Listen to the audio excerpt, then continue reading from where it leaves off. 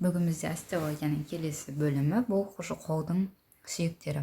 Қол сүйектері екіге бөлінеді: иық сүйектері, иық буынның сүйектері және қолдың еркін сүйектері. Жалпы сүйектерді қараған, қол сүйектері орналасқан кезде бас бармағы сыртқа қарай қарап тұруы керек. Егер анатомиялық орналасуы бойынша мынау алдыңғы беті, ал былайынан тұратын болса, бұл артқы беті болып саналады.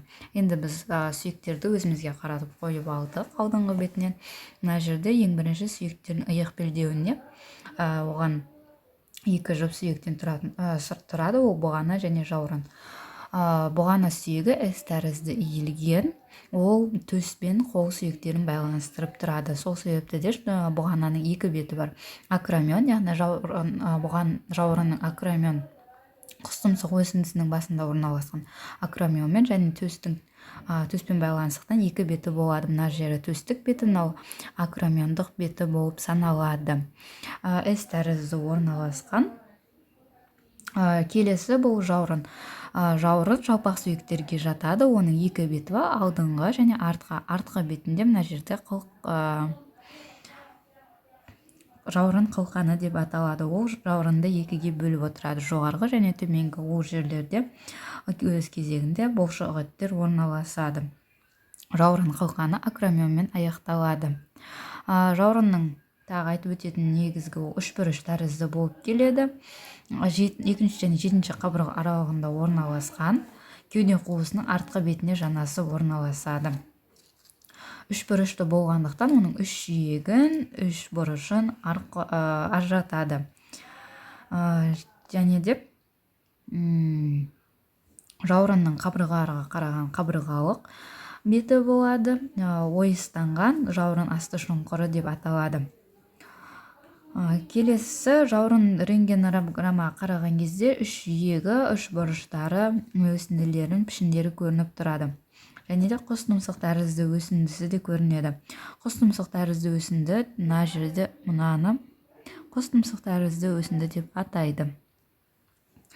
Қолдың еркін бөлігінің бұлшық сүйектеріне келетін болса, ол сүйектерге тоқпан жілік жатады. Тоқпан жілік бұл ұзын сүйек болып табылады. Және де түтікті сүйек. Қызмет, яғни тоқпан жілік өзі диафизден, метафизден, эпифизден және апофизден тұрады. Жоғарғы шағында шар тәрізді орналасқан буын бетінен басы деп аталады. Проксималды эпифиз, ол жаурынның буындық ойысымен буындасады. Мына жерде жаурынның буындық ойысы бар, мынау көрініп тұрған мынау жаурынның буындық ойысы. Сол жермен тоқпан жіліктің басы келіп орналасады. Басы басқа бөліктерінен жіңішке бөлік анатомиялық мойыны арқылы бөлінеді. Басының мына жерінде анатомиялық мойыны бар, сол арқылы бөлініп тұрады. Және анатомиялық мойыннан төмен екі бұлшықетті құрылым апофиздер латеральды орналасқан үлкен төмпешік.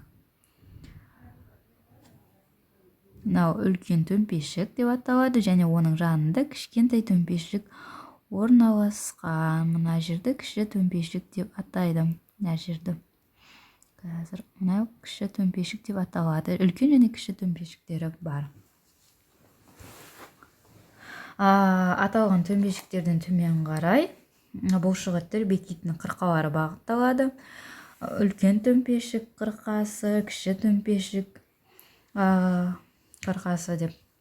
Төмпешіктер мен қырқалар арасында иықтың екі басты бұлшықетінің ұзын басының сіңірі өтетін төмпешік аралық жүлгені. Мынау жер төмпешік аралық жүлге деп аталады. Көреміз төмпешік аралық жүлгені. Төмпешіктерден төмен диафиз шекарасында орналасқан құрылым хирургиялық мойын деп аталады. Осы жер хирургиялық мойын жиі сынуға бейім болып келеді. Суретте қазір көретін болсақ, мына жерлерге бұлшықеттер бекиді және хирургиялық мойыны мына жерде де орналасқан. Ол жиі сынуға бейім болып келеді.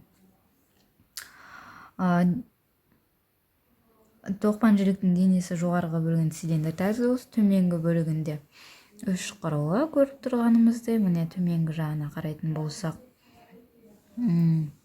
дене ынысының орта тұсында латеральды бетінде бұлшық еттер бекитін, яғни дельта тәрізді бұлшық еттер бекитін бұдырмағы бар мына жерлерге.